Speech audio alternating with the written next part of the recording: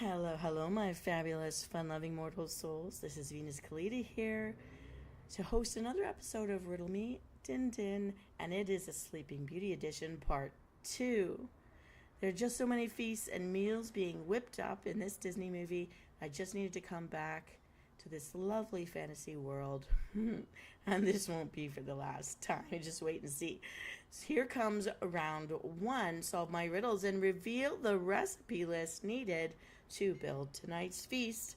Riddle me this. I look like mini cabbages, and I'm an antioxidant powerhouse.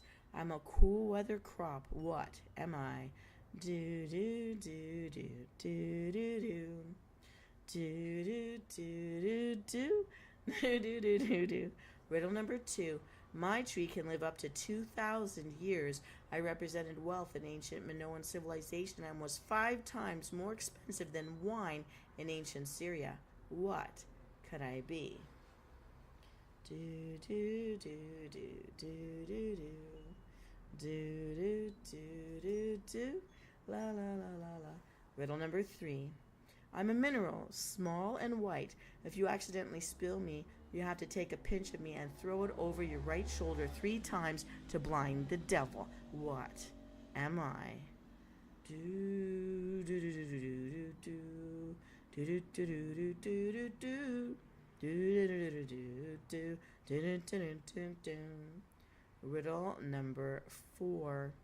I have a spicy aromatic flavor that is derived from piperin, located on the outer fruit and seed. Best to store me in an airtight container so my flavor doesn't evaporate. What am I? Do do do do do do do do do do do do do do. I'm sorry, everyone. I'm gonna have to put everything on pause for just a moment. I will be right back.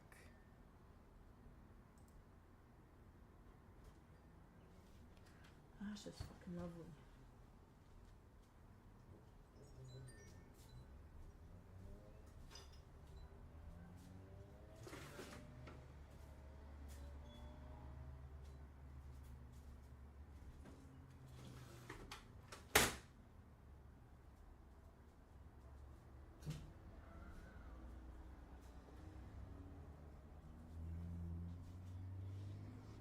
I'm sorry, everybody, if you can hear me. Something just fell onto my balcony from above, and I just have to deal with that. I'm so sorry. This is odd. I'll be right back.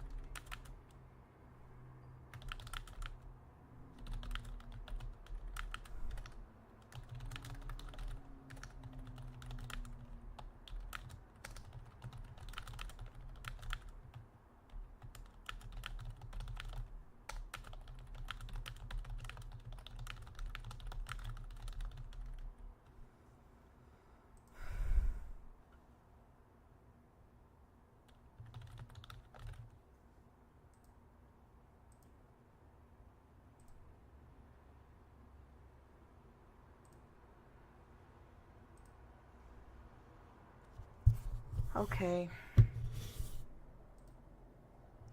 I am so sorry. I guess that was an ASMR experience. Something very strange happened, and I had to deal with it in the corporeal stuff. So strange. Usually, things falling out of the sky in Sleeping Beauty's world would happen because of fairies and dragons and magic. So let's try to keep it that way, people. All right. So I think I gave you two of the riddles. We're going to start with riddle number 3.